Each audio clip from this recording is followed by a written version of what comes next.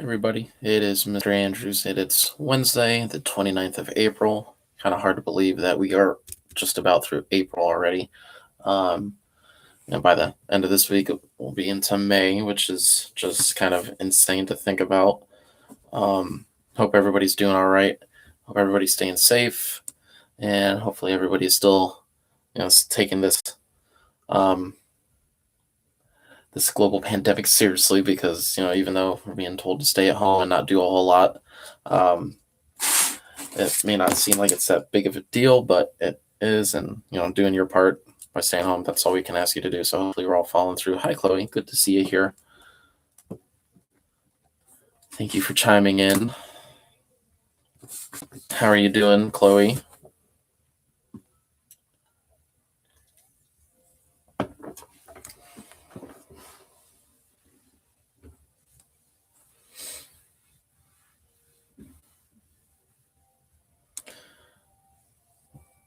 As per usual, what we'll kind of do in this case is give a few minutes. Hey, Joey. What we'll do here is give about anywhere between 5 or 10 minutes for some people to join in on the chat and stuff like that, so we can all really be on the same page and give students some time who may just be kind of waking up. Because I know a lot of us are probably pulling all-nighters, gaming, or maybe we're busy taking care of little siblings and stuff like that. So maybe we're just now starting to get out of bed. But I hope we can get some more people here. But hey, Malachi, I'm doing well, Chloe. We're doing all right. My wife is recovering from surgery that she had last week, but she's doing okay. She's just not getting a whole lot of sleep, and trying to keep the kids off of her and stuff is always a little challenge. So, but yeah, we're doing pretty well. Just trying to stay busy as much as possible. Hope everybody else, Joey, Malachi, and the like, hope you guys are doing well and staying safe as well. Hi, Raquel. So like I said, we'll still give it a few minutes. We got about 4 of you guys here so far, which is cool. It's good to see. A little mix between. We got 3 originally from Cosmic and 1 Fireball, but sometimes we get some kids that join us a little bit later. But again, I hope everybody's staying safe, doing well, not going crazy, being stuck at home.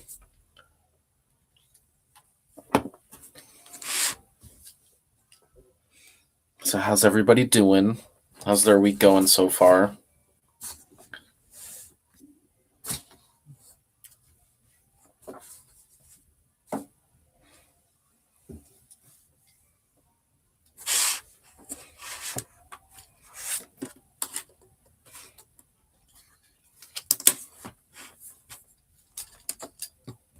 Oh, just vibing. I like it. I like it, Malachi.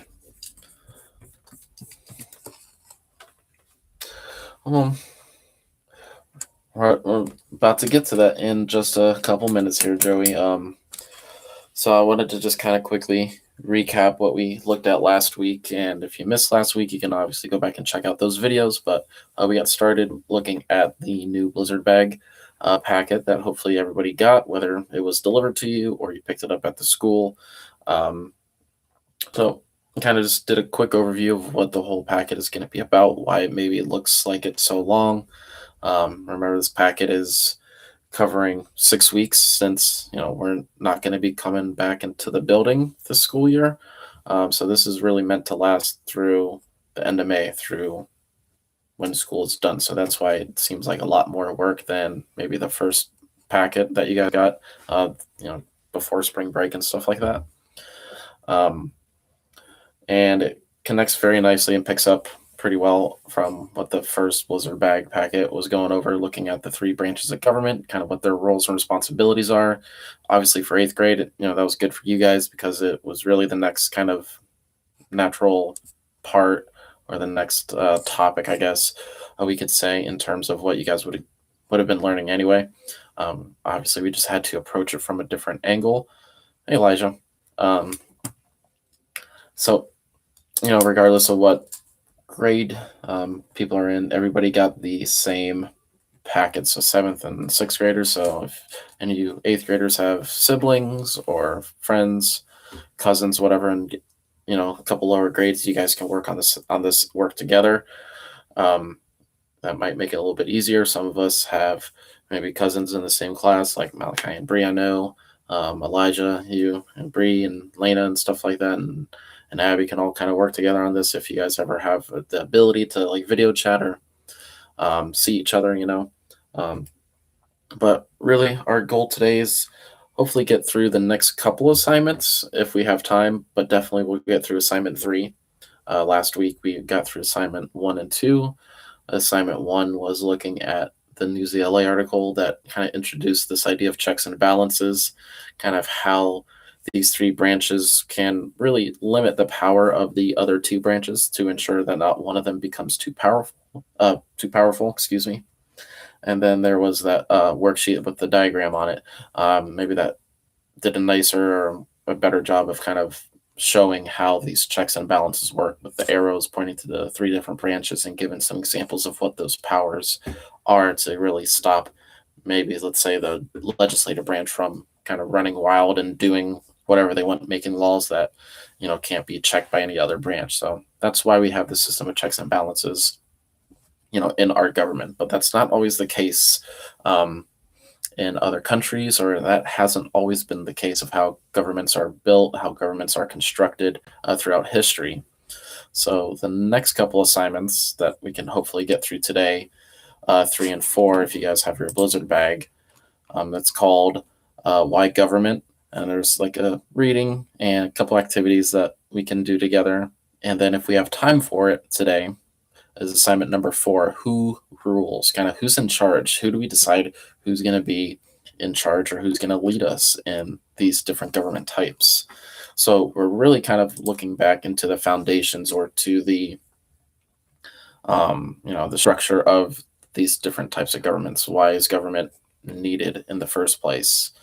Why can't people just behave normally, or or maybe even ask ourselves, what is this idea of normal?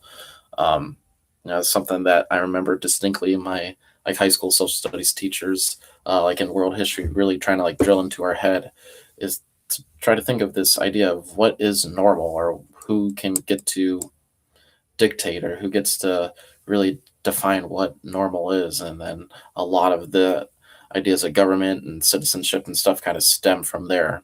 So it's a really interesting time period that you guys in 8th grade will be kind of open to in high school, if and when we ever go back to school, which is weird. But hopefully by the time next school year rolls around, we can get hopefully everybody can go back to school and kind of go back to, again, whatever normal is, or whatever the world used to look like before this pandemic. So it's about 10 after. So I just wanted to say hi. Oh, Miss Kidder's in the chat. Hi. We miss you as well, Miss Kidder.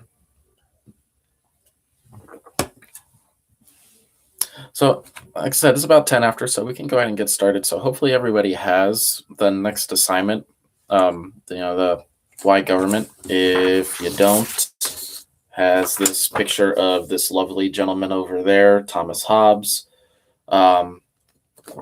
So let me know, just say yes, no, or something like that in the chat. That way we can all kind of get started. And we're going to really approach this the same way we've done the other things. Is I'm going to do kind of the read aloud.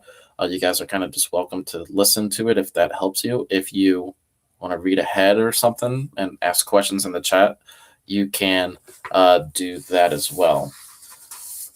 So Elijah, are you saying that you don't have this packet, the Blizzard bag stuff? Because it's what we worked on last week. This is just the next part of it.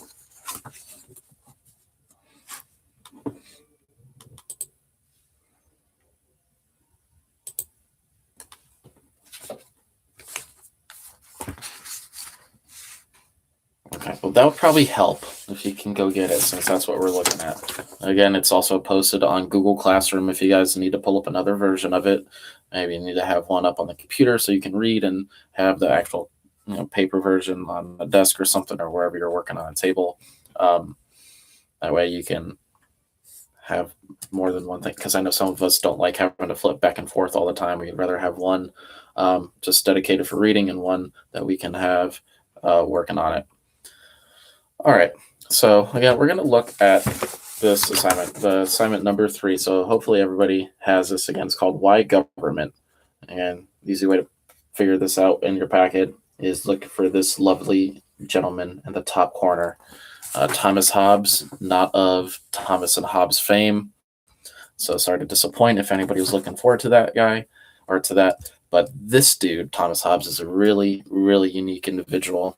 If you have time, maybe after this stream, or you have time, like do a quick search on Thomas Hobbes and like kind of his writings or his way of thinking, because it was very unique. It was very, I don't know, it contrasted greatly with what a lot of other people at the time went or thought of. So I'll go ahead and start reading here. Again, if you guys got questions and stuff, just go ahead and ask in the chat. We can try to address and help you out there. So why government? Nope, not the cartoon tiger, the other Hobbes. So Thomas Hobbes was an English scholar and philosopher. He was born in 1588 and later became a tutor to a very wealthy family. So as a tutor, Hobbes had access to many books, traveled often, and met with many important thinkers. Hobbes lived in Paris through the English Civil Wars and was interested in the nature of government. He wrote about many topics including politics, geometry, physics, religion, and history. Hobbes was one of many scholars who tried to answer the question, why do we have government? So as we're going to see kind of in this next little section here, we're going to see really what Hobbes really thinks of like human nature, what he thinks about people. And Hobbes is probably one of the more famous or probably well-known philosophers. And if we think back to 7th grade, guys, remember if somebody was a philosopher, or if they studied philosophy with really the ancient Greeks, that's really thinking about like life and knowledge, and like how do you pursue that? How does the world kind of work? That's really what these philosophers, these people who studied kind of what life is, that was kind of their mission. And Thomas Hobbes and some other people you're going to hear, like John Locke, Jean-Jacques Rousseau, and some others you might hear, these are philosophers who have kind of varying and different ideas about the role that government should play in people's lives. But let's get back to the reading here. So poor, nasty, brutish, and short. So Hobbes saw humans as naturally selfish and quick to fight. He believed that before there were governments, people lived in a state of nature. So in a state of nature, everyone had a right to everything. In order to get what they wanted, people would always be at war with everyone else. Nobody would produce anything like inventions, art, or even crops or tools because they wouldn't be afraid of other people would take them away. Hobbes didn't paint a very pretty picture of life without government. And we have a little quote here on the side by Thomas Hobbes. In such condition, the life of man, solitary, kind of meaning like isolated or alone, poor, nasty, brutish, and short. This dude, people just really just thought people were kind of wicked. People are, again, brutish. They're gonna do what they can to maybe get the best of other people, or really just look out for themselves. And then we're gonna move on to social contract. So Hobbes lived at a time when many philosophers were thinking about the nature of government. He was one of the first of his era to discuss the idea of a social contract between people and their government. A contract is an agreement in which both sides agree to something in order to reach a shared goal. So in Hobbes' view, people agreed to give up some rights and power in exchange for protection. But for Hobbes, the social contract was no two-way street. He believed that once the people agreed to hand over power in exchange for protection, they lost the right to overthrow, replace, or even question the government. So really what this is saying is that he really believed in like a strong kind of ruler, like a monarchy, where there was a king who had the kind of absolute authority. And we kind of saw this with, how England King George III would treat the American colonies, ultimately, leading to the American Revolution. So, and Hobbes really thought that people are kind of this naturally wicked, they're evil, they are quick to fight and stuff like that, and that they, in order to kind of get anything or to get some sort of protection, they would have this agreement with a strong central government that really resembling a king or some sort of monarch. And when the people, regular people, kind of agreed to that, according to Hobbes, he really thought that they had given up their right to kind of question the government or even try to think about replacing it, changing it, or anything like that. He believed that people need to be ruled by a king or some sort of strong central person so things can get done. Leviathan. Okay, back to the reading here about, I know, sorry for the big old glare. Sorry, blowing out the picture here. Let's see if I can get it so it's not so totally. There we go. We're going to start with Leviathan. Almost on this first page here, guys. So Hobbes wrote a book called Leviathan to explain how he thought governments should work. Hobbes wrote Leviathan during the English Civil War. He wrote about the social contract, and he spent much of the book trying to show that a strong central authority was the only way to avoid the evils of war. Hobbes believed a single sovereign or ruler should have total authority over the people. He believed in a monarchy led by a king. That's because he thought that government would work best if the power rested in one place. No three branches for Hobbes. So obviously, Hobbes wasn't interested in this idea of separation of powers, where you have government kind of split up between these three branches, like what we have here in the United States and what other countries nowadays have, is a very similar idea of the separation of power. But according to Hobbes, back in the late 1500s, early 1600s, most countries and most places that we would consider quote unquote like civilized or part of the like Western civilization, like Western Europe and stuff, were ruled under monarchies. You had very little to no kind of democratic representation, where people didn't necessarily vote for the leaders who were going to elect them. Most of Europe was still under this system of feudalism, stemming out of this time with the fall of the Roman Empire. What is the paper again? It's part of the Blizzard bag packet there, Joey. You should either got it like last week or maybe earlier this week. I think it was either delivered to you or it was given to you at the school if you picked up like lunches the other day. But it's called Why Government. It looks like this. There's a copy of it on Google Classroom that I posted a little ways back, kind of when you guys first got this this packet. It's called Why Government. It's part of the big packet that you guys got. Why Government.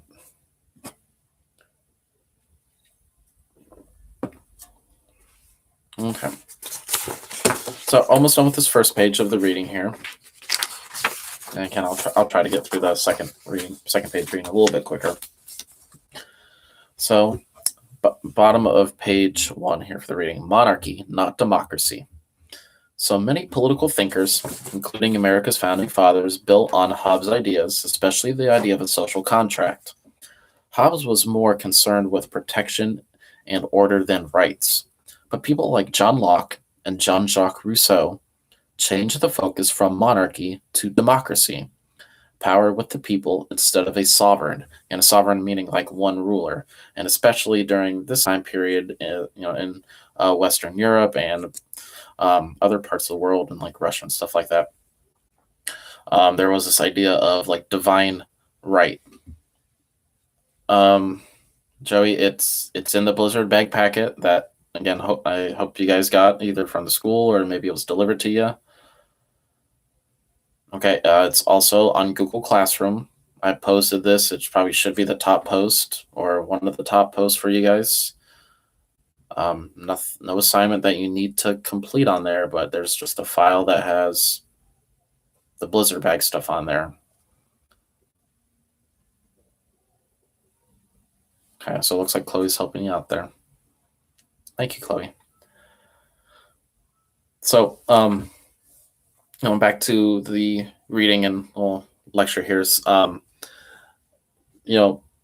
it was under what people believed and what these sovereigns or these kings and queens, these monarchs were telling the people that they were ruling is that they had divine right, that they were specifically chosen by God to kind of rule, and that only people in their family were chosen. So it had to be this pure bloodline that had to come straight from the heavens, straight from God, and to this family. And that's why we hear about rulers like King George III, or King Louis the 14th and the 15th and the 16th and stuff like that, because power remained within the same family for generations. And then people would often take the name of maybe a great grandfather or something like that. And again, it really just relied, or the power stayed with one person. It didn't spread out to other parts of the government. It stayed with one single person.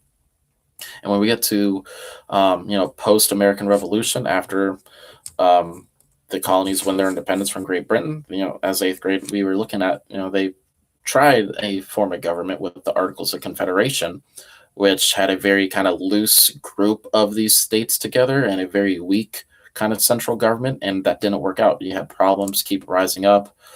You had these little conflicts and skirmishes coming up. I think of Daniel Shays' rebellion, and there was just no way to kind of ensure that people would be able to get paid, or to collect taxes, or to help try to kind of quash any kind of uprising or rebellion. So there needed to be some sort of change, and that's really what the founding fathers did. Was they went back kind of throughout history and pick and chose what worked. They went back to the ancient Greeks and the Romans with this idea of republic, and they took the ideas of people like Thomas Hobbes in some respects, and took the ideas of people like John Locke and Jean-Jacques Rousseau, who came up with these ideas of three branches of government, which is really more of a Rousseau kind of idea, if I remember correctly.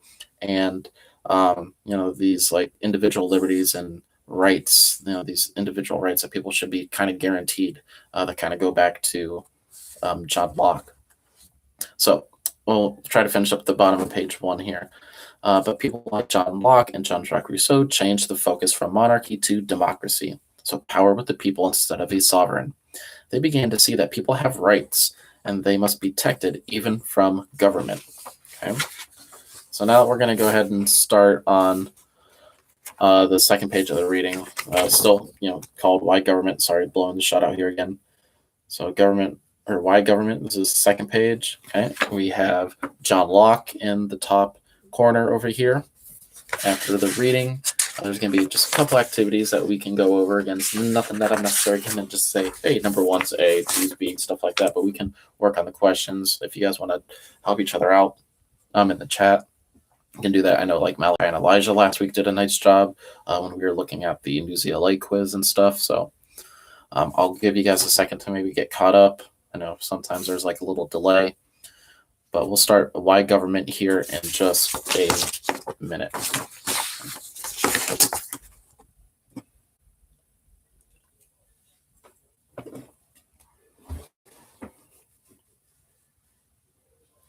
So any questions before we start and finish the reading here for Why Government? And you guys don't have to listen to me read. You guys can read ahead. If you have questions, hey Bree. If you have questions, you can ask them in the chat. I can help you. Your classmates can help you out as well. Bree, since you're just joining us, we're going over assignment 3, Why Government, from the Blizzard bag. Looks like this. Why Government at the top. Picture of what looks like an evil Quaker Oats man there. Okay, if you ever look at a box or a bag of oatmeal, it's like the evil version of him. So we're about to start the second page of the reading. I've just been doing the read aloud for some people, but again, if you don't want to hear my annoying voice, you can go ahead and read by yourself. And then if you have questions, ask away in the chat. I can help you. Your classmates can help you, or anybody else. But we'll go ahead and pick up the reading. So, A Man with Many Hats. Again, this is the top of page 2 of the reading for Why Government. So John Locke was born in England in 1632, at about the same time that Hobbes was about to begin his life's work as a philosopher. Locke considered becoming a minister, started his career as a doctor, but ended up as a philosopher and political scientist. He had many interests and produced a number of writings that influenced future leaders. One of those leaders was Thomas Jefferson, who helped America gain independence from Britain nearly 150 years after Locke was born. Jefferson studied Locke's writings, and Locke's ideas show up in our own Constitution. And this is 100% true. And for the most part, Jefferson almost just like plagiarized a lot of John Locke's work. He was heavily inspired and agreed with a lot of what John Locke had to say in his writings. Think back to the Declaration of Independence. We hold these truths to be self-evident that all men are created equal and stuff, and all the other revisions that had to be made to the Declaration, and then ultimately the Constitution down the road. Once that's the agreed upon form of government, a lot of ideas come from Locke. And this is what the founding fathers did quite a bit, is they looked throughout history again and kind of saw what works, or look for ideas that they agreed with, and said, let's try this. Let's try this idea that people should have their these personal liberties, okay, these freedoms that government should not be able to infringe on. And people nowadays obviously are still very passionate about that. You could look at these protesters, I guess, who aren't necessarily satisfied or aren't wanting to listen to these orders to kind of stay home, saying things like, "Oh, I need a haircut," or "I feel my liberties being attacked." I don't necessarily agree with that, but one of the rights that citizens have in the United States is the right to protest, and in some respects, I guess they maybe feel that some of their rights are being infringed upon by the government. Whether that case is justifiably made, I don't know. I don't necessarily think so. You've had some, bad examples, I guess, and then unfortunately, that's what tends to happen, is that if some of these people may make a bad example for the whole group, maybe when it's only a handful of individuals that are making the whole group look bad. So, but that's just one of like these personal rights. And again, I wish we were back in class and school and stuff, so we can have more time to kind of dig into these discussions and topics and stuff like that. All right, so we're at the second section here of the reading on page 2. It's called The Blank Slate. So one of Locke's books, called An Essay Concerning Human Understanding, took over 18 years to write. In it, he says that people are born with a mind like a tabula rasa, which means blank slate, or page. Okay, so just once people are born, according to Locke in his book, our minds are kind of this blank slate. Okay, like nothing. It's like they can be shaped and molded and stuff like that, is what he is saying. During life, the blank slate gets filled up with the things a person experiences with the 5 senses. He said people learn things and develop differently because they are exposed to different things. The one thing people have in common is that they are human and share human nature, and that is the same for all people everywhere. So, if you look at this just on kind of the surface level, it kind of makes sense, right? Is that people are shaped obviously by their experiences and the environment around them. So that's why people always have a different story. People have different experiences, and that's going to influence the type of person that they are and the way that they think, and ultimately who they become. And you can kind of see that with a little visual, the picture that they have on the side here with this blank slate. Okay, this clean page ready to be filled in with experiences. So natural rights. Okay, this is really the key of what John Locke was about, and a lot of the ideas that our founding fathers took from John Locke. So Locke imagined a set of natural rights that human beings share. These are the right to life, liberty, and property. To the fact that people want to live and will fight to survive. Liberty means that people want to be as free as possible to make their own decisions, and property represents the fact that people want to own things that help them survive, such as land, food, and tools. Locke believed that rights aren't given to the people. Okay, it's not something that the government or a king gives its citizens. It's something that people are just naturally born with. And if you look at the little checklist, right beside the reading there, it says people need life, liberty, and property. And so that's kind of John Locke's big three ideas. People are naturally born with these three things: life, liberty, and property. When our founding fathers, and notably Thomas Jefferson, are kind of coming up with ideas for the government, they're talking about life, liberty, and the pursuit of happiness. So he kind of takes the ideas of these first two, copies them word for word, really, and then adds this little addendum, kind of this addition to it, that people have the right to a life in which they are able to pursue anything that kind of makes them happy, or where they seek enjoyment, or whatever they get enjoyment out of. All right. So why do we need a government? Okay, so we're getting towards the bottom of the second page here. So Locke also wondered what life would be like if people didn't have a government. Like Hobbes, he believed this would lead to a state of nature with no rules, no one in charge, and no way for people to protect their natural rights. So anarchy, really. So no government, no kind of leadership. People are just kind of open and free to act crazy, to be brutish, kind of like what Locke believes. He believed the purpose of government is to end the state of nature and give people certain protections. But Locke also believed that government should protect people's natural rights. Again, those natural rights, life, liberty, and property, it's not something that is given to you by the government, but it is something that should be protected by the government, because just due to the fact that people are born, they automatically are given or have these three things: life, liberty, and property. And according to Locke, it'd be up to the government then to protect those things, okay, maybe from other people, from governments themselves. And this idea of a social contract, okay, the social contract, right at the bottom of the reading here. So there you see the two hands shaking. So social contract.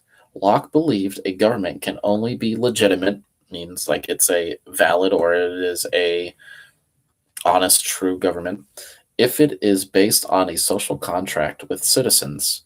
For Locke, the social contract between a government and its people worked both ways. The people agree to give up some freedoms, but only if the government agrees to protect everyone's rights. If the government fails to deliver, the people have the right to revolt, like the colonists did during the American Revolution.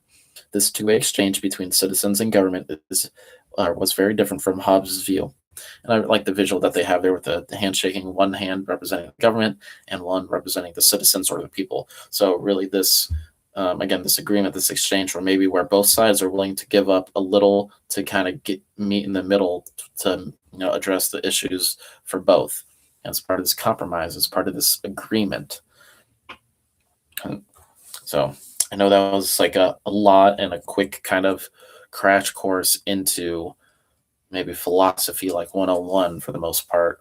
But again, that's kind of where this idea of government really stems from. What we know as like modern governments, it really stems from this time called Enlightenment. Again, that's more of a high school time period, and it's a really fascinating time period where you are going to read about people like Thomas Hobbes, John Locke, Jean-Jacques Rousseau, and a couple others. You're going to hear about people like Baron de Montesquieu, who is the dude who actually came up with this idea of three branches of government.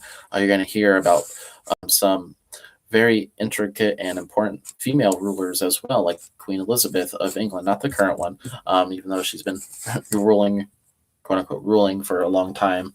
But there's a lot of other monarchs, like kings and queens, that have very different ideas. King Louis the 14th, not the one who gets his head chopped off with the guillotine. That's the 16th. But you got kings who obviously are probably going to feel very different than what somebody like John Locke is going to say. And so, all right. So there are a couple activities for this why government. Okay. So, and they're kind of labeled with like activity page 1 and activity page 2. If you look at the very bottom corner of the handout, okay, so where it says activity page 1, you can see the boxes here, okay, and then activity page 2. Make sure I don't show you my copy so you guys don't see all the answers. That's activity page 2.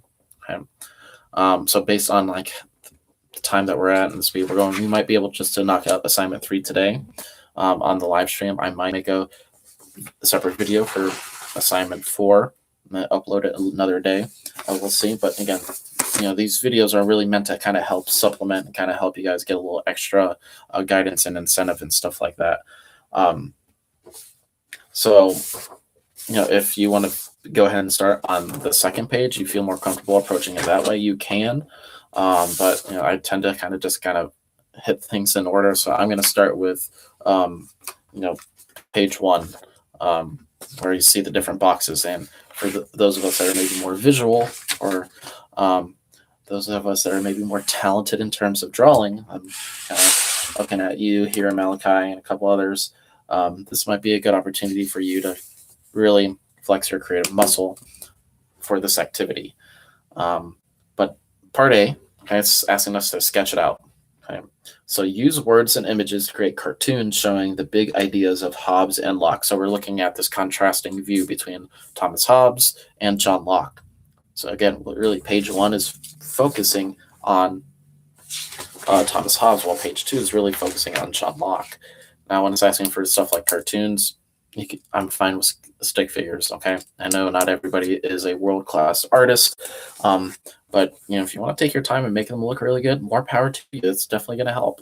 But stick figures, are totally fine. I get that that's maybe what we're capable of. I am horrible at drawing, so that is fine if you want to do something like the stick figures. And again, it's not just images. It's asking for you to use some words, and just keep the words down to like short sentences, phrases, maybe a couple key points, key words. So, this idea of a state of nature, for this first, row of boxes, the state of nature. It's asking, how would it look? What's happening? What's not happening? Those are just some guiding questions that can really help you sketch out this idea. So, I have the reading handy for you. So what does the state of nature look like according to Thomas Hobbes? Ask yourself that. What does state of nature look like according to Thomas Hobbes? Then you could put some keywords around it and maybe sketch out a couple things. So I'm going to kind of go along with this right with you guys. I'm actually going to get a pencil, not a pen. So just let me get whatever I need here. Sorry, I should be more prepared. Okay. So Thomas Hobbes, state of nature. Okay, so I'm looking at my reading here for Why Government, State of Nature, page 1 with Thomas Hobbes. Okay, and then it's kind of bold here in the second section, poor, nasty, brutish, and short. So his idea is that people lived in a state of nature. Everyone had a right to everything. In order to get what they wanted, people would always be at war with everybody else. Okay, so that sounds like a lot of fighting. That sounds like nasty. That sounds like conflict. So I might, very good. Very good, Malachi. So again, you can include words. You can include sketches in there in that box under Thomas Hobbes. So I'm going to include things like fighting. Okay, I'm going to include things like conflict. I might include things like everybody wants everything. Okay, or everyone wants everything. Just kind of keep it short. Key words here. Don't overexert yourself by trying to write full-on paragraphs in these little boxes. Again, this is meant for keywords and some quick sketches. So everyone wants everything, and if you can, I'm going to do my absolute best with stick figures to show two people fighting, but it's probably going to look like two people hugging because my sketches are terrible.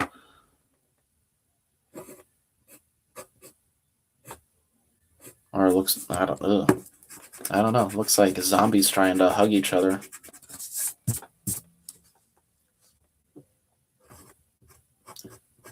And it could show a couple people like trying to fight over maybe something like a loaf of bread or some sort of other possession. If everybody, according to Hobbes, lives in this state of nature that everybody wants the same thing, they're going to fight over it. So they're going to attack others. So that's really kind of the world according to Thomas Hobbes. Give them some frowny faces or maybe some evil faces. Put the angry eyebrows on. Maybe this dude's trying to run away. He took something, just something that's very easy. I got some keywords in here. I know my handwriting is horrible and my sketches aren't any better, but you can keep it simple. Okay, this was a method that one of my college professors for like education technology would tell us is use this concept called KISS. Sounds gross and weird, but it's an acronym for keep it simple, stupid. So keep it simple, stupid. Okay? Use the KISS method, not the band KISS, not the thing you do when you're in love with somebody, but this idea to keep it simple, stupid. If you want to, that helps you by referring to yourself as stupid, so you can get motivated a little bit. That helps.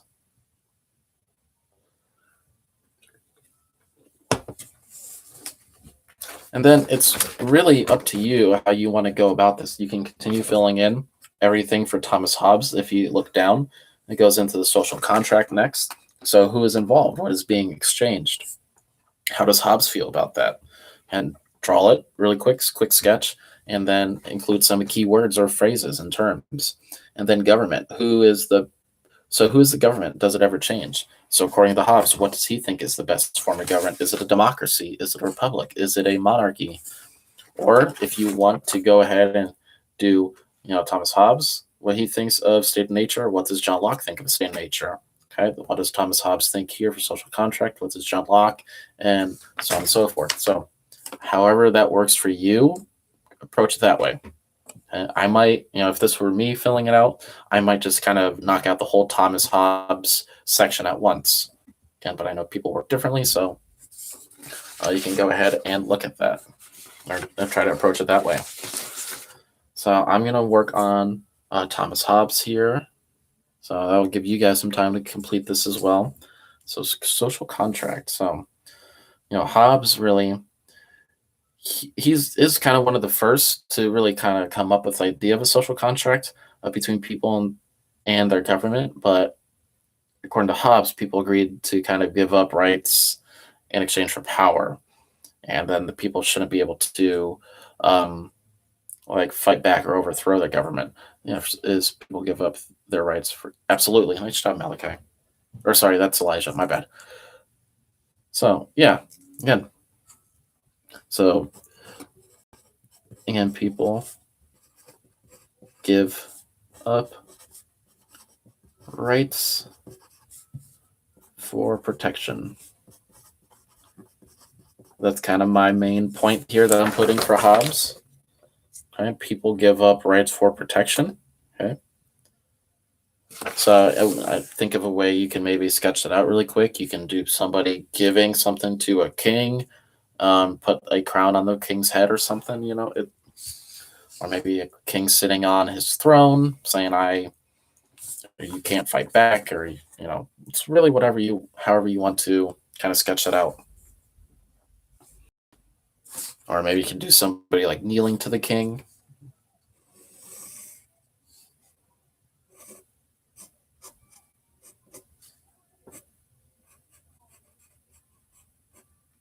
I don't think my stick figures have changed at all since I've been about third grade. I think they've pretty much stayed the same. So again, not going to be grading based on art here. So I know it's difficult for some, very natural for others. So just keep it simple.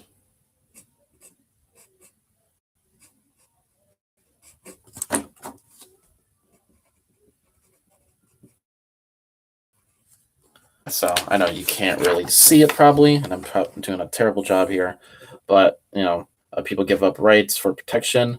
That's the king, obviously, with the beautiful crown on his head, and this poor little dude is giving the king something. It's just a box with rights on it. So again, keep it something simple like that. You can go more in depth with it. And then if we scroll down, to the last little part here for that third section, government. Okay. So according to Hobbes, what is the ideal or what's the best form of government? And that one should be pretty easy. And just keep working on the same page from the reading, the one that's really dedicated to Hobbes, okay, and look towards the bottom. Okay. So especially in the section labeled Leviathan, his book, a little bit closer towards the end of that section. So Hobbes believed that a single sovereign or ruler should have total authority over the people. He believed in a monarchy, which is led by a king. He thought government would work best if all the power rested in one place. And yeah, it kind of makes sense. You don't have any kind of opposition. You don't have anybody really questioning or trying to undermine that choice if that choice or that decision is in one place. Um, I guess that is one of the benefits that you can look at in terms of a system of government in which there is a one single ruler or one sovereign. Again, also, all governments have their positives and negatives. But if we're looking specifically at, so Chloe, you're correct. He believes in a monarchy with one ruler, a king, and not separated into three branches. So again, however you want to put that in your sketch, you can go ahead and do.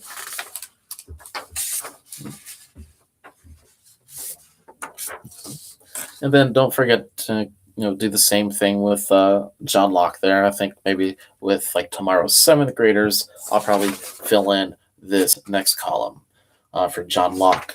But I'll go ahead and try to finish this third one here for Thomas Hobbes. So government obviously believes in a monarchy.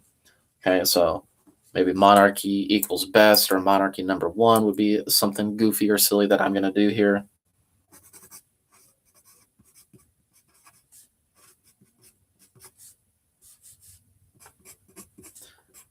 Maybe like a king celebrating. I don't know. Just, again, keep it simple. Don't try to toot too much.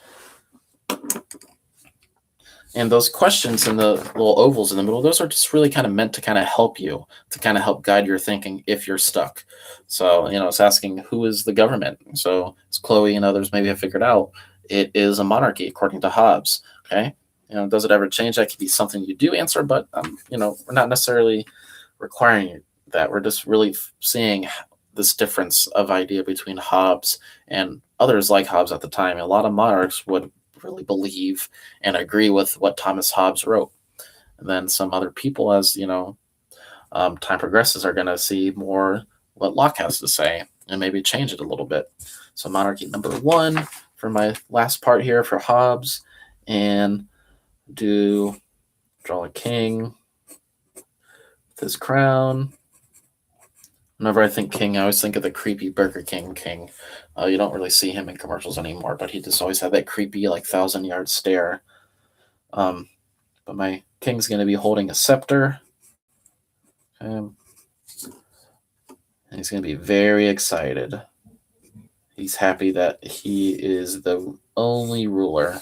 Again, horrible picture here, but you get the idea.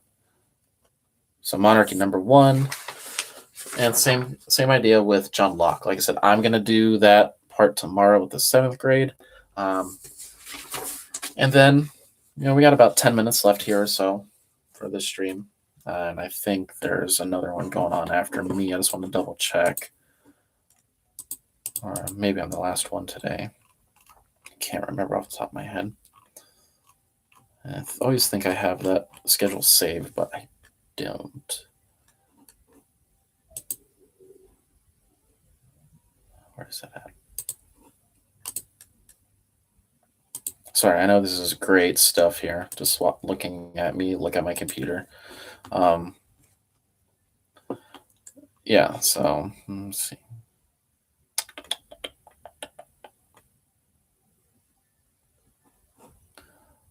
I just want to double check that schedule.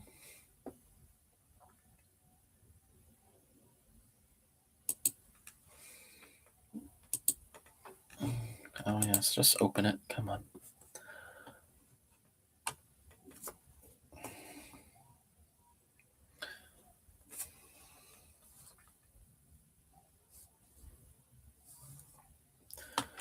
So, today's Wednesday. I guess there is nobody after me, so I might be able to stay on just a little bit longer. I at least want to try to get, this first assignment done. Assignment 3. Thanks, Malachi.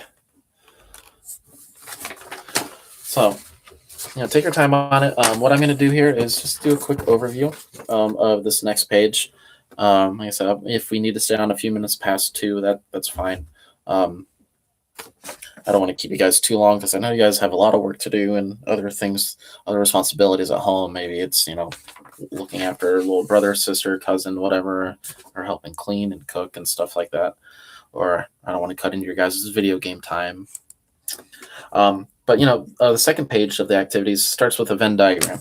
We all know how these work. Hopefully, again, you have the two overlapping circles, where those two circles overlap in the middle. That's kind of what they have in common. You don't need to write the whole part or the whole answer.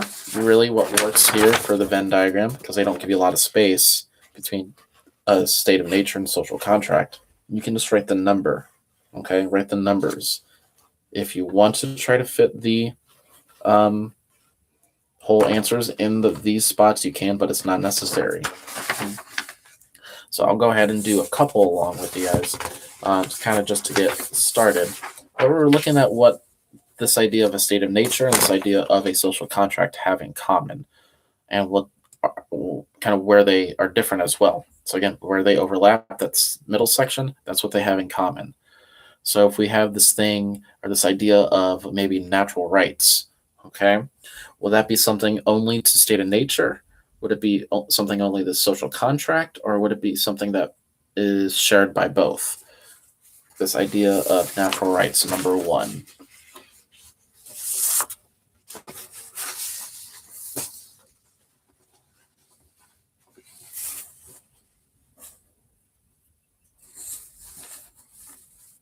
So this idea of natural rights, these things that people are born with.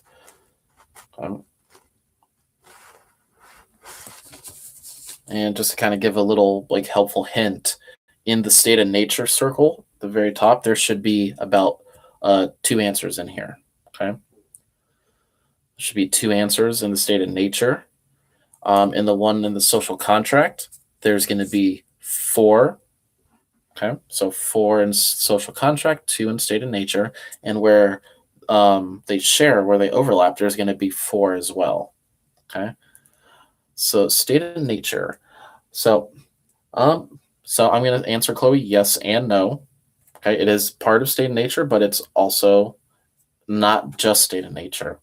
So number one, this idea of natural rights, that is one of these things that would belong to both state of nature and the social contract. Again, natural rights, these things are this idea that what people are kind of naturally born with just because they are human.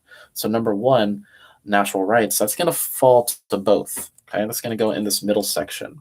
And again, all you have to do is write the number. Okay, so just like what I did here. So just number one is shared in the middle. Okay, I'll help with maybe a couple more.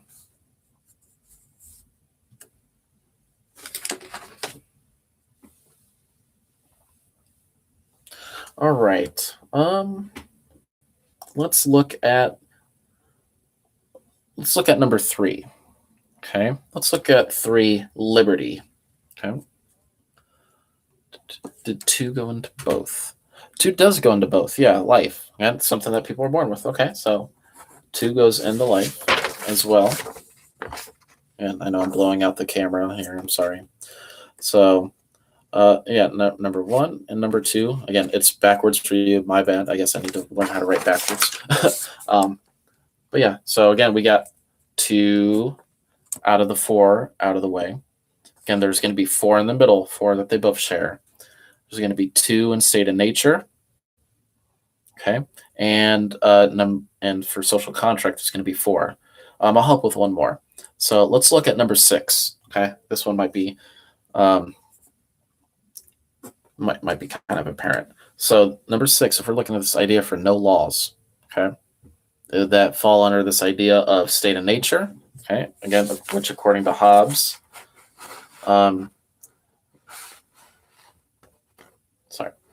so this state of nature. Okay, in the state of nature, everyone had a right to everything. In order to get what they wanted, people would always be at war with everyone else. Nobody would produce anything like inventions, art. So there's really kind of no laws there. There's no laws for this idea of a state of nature. Okay, so state of nature is where we would find number 6. I'm just doing a few of these. Again, that's 6. If it's backwards for you guys, my bad. So state of nature, again, that's this idea, like you guys kind of drew in that picture, that everyone's fights, there's conflict, people are arguing, fighting over these things because people want them. And maybe let's do one for social contract. That way we can get 1 in each and 2 in the middle. So this idea of a let's see. What about number 10? Let's look at 10 here, where rights are protected. Would rights be protected in a state of nature where there's kind of anarchy, there's no laws? Would rights be protected in this idea of a social contract where people are born with rights and then there's an agreement between the people and the government for the government to protect those rights? Or would it fall under both?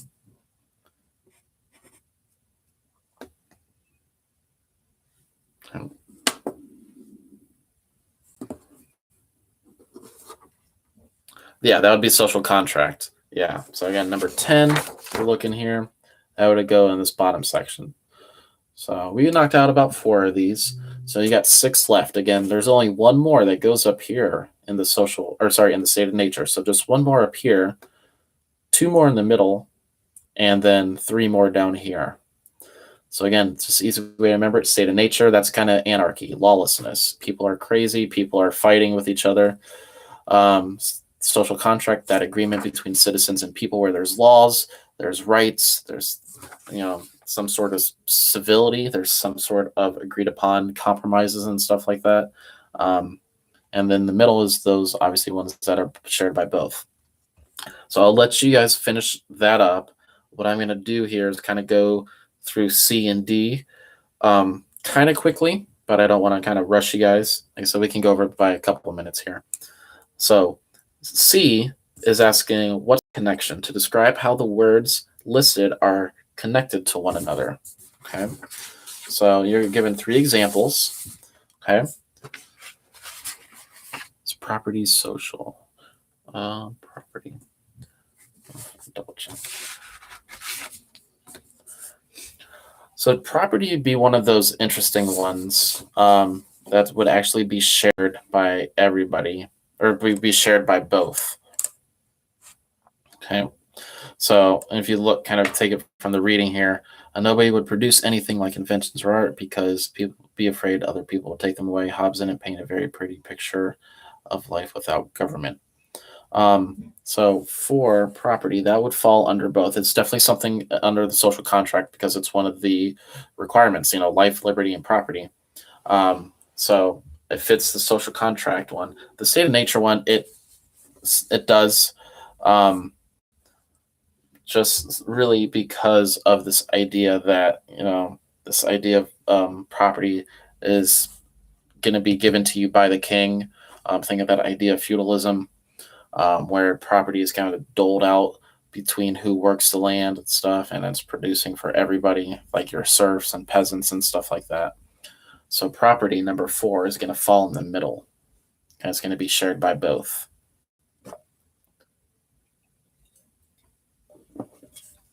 Okay. So the remaining little bit that we have here, so I want to go through part C and D here. Part C is asking, what's the connection? Okay. So describe how the words listed are connected to one another. So really all we need to do is in about a sentence or 2, okay, mostly just a sentence, I would say, to kind of address this, is just kind of describe how the words or the phrases that you're given in each of these 3 scenarios are connected. So number 1 is asking life, liberty, and property. Okay, how is that connected? Go back to the John Locke reading. Okay, what are those? Those come from this idea of natural rights for John Locke. And then this idea of state of nature for number 2, state of nature and war. How are those connected? Okay. So again, that would be more coming from your Thomas Hobbes section. Okay. Think about, according to Hobbes, in a state of nature, what are people doing in this mindset for a state of nature?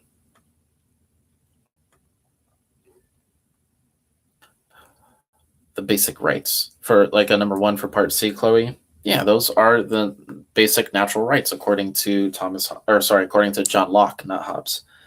And then number 3, government and social contract. And I would really kind of pull from the bottom of the Locke reading. Okay, sorry, I thought it was upside down for a second. So this social contract part. What is the connection between the government and the social contract? Okay, again, look to that visual of the handshaking. Okay, that might be a nice kind of helpful clue, I guess, at how you can analyze this and kind of describe it in a sentence. But really, again, my key idea, or I think what would help a lot of us for this part, for C, is keep these responses to a sentence. Keep it simple, okay? Don't try to work too hard or do too much. And then lastly, for part D here, we're saying agree or disagree. It's asking us to read each statement and determine if Hobbes and Locke would agree or disagree. So this one might be kind of fun, kind of doing the little sorting here. So the first part for D, saying there are no laws in a state of nature and people are always at war. So,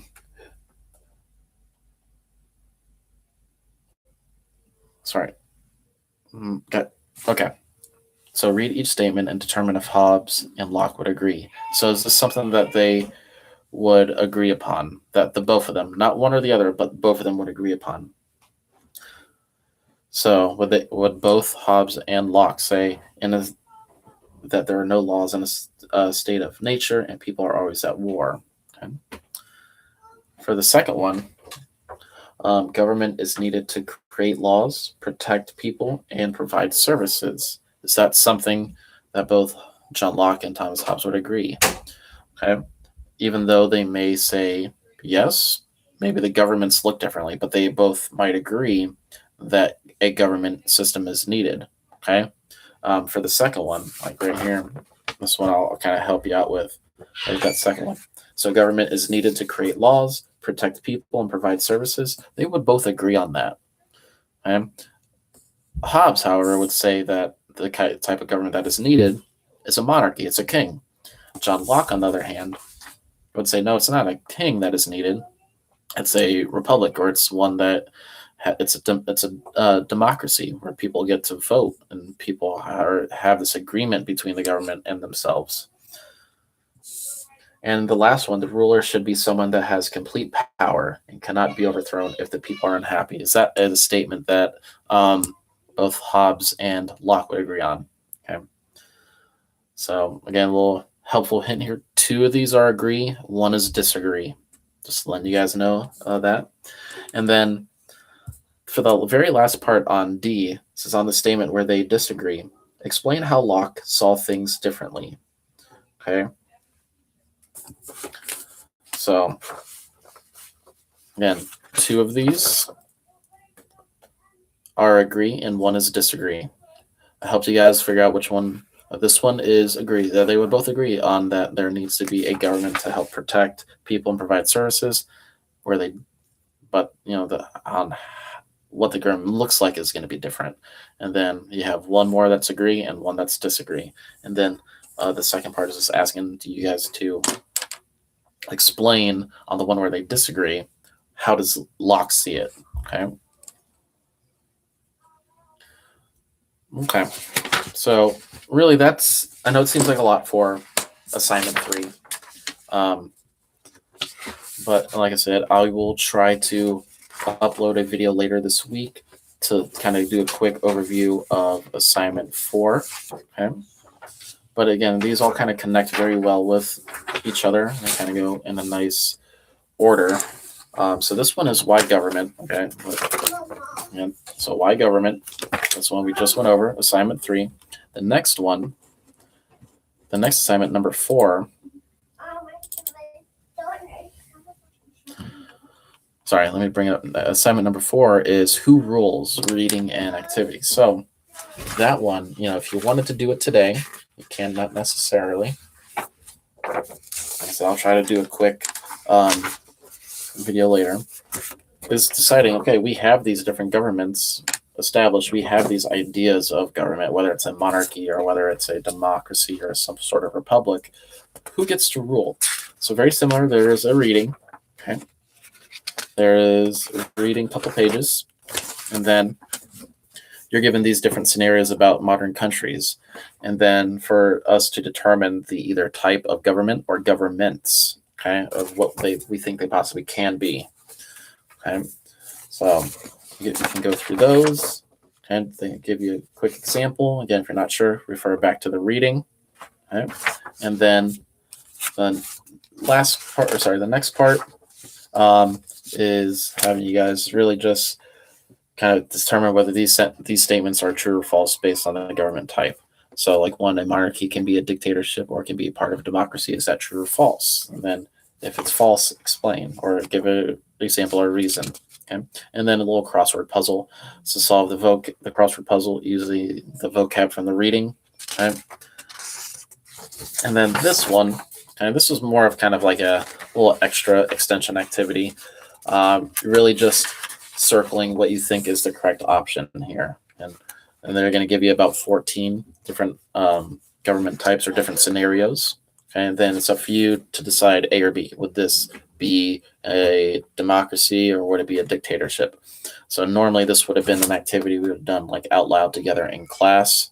And maybe break into groups or something. We can do it that way. So this is somewhere you can just circle. But this next one might be a little easier, might be a little bit more straightforward in terms of the activities and the reading. I know, like I said, but the one we just did today was a little bit of philosophy, a little bit of government, so maybe a little bit bigger of a concept than who rules. But if you wanted to take a look at that later today, you can. I'll try to make a video for this and have it posted later this week, maybe tonight, maybe sometime tomorrow. But I do appreciate those that kind of hung out for the long haul. Unless you guys have any questions, I'm going to get my stuff cleaned up here and I'm going to get going.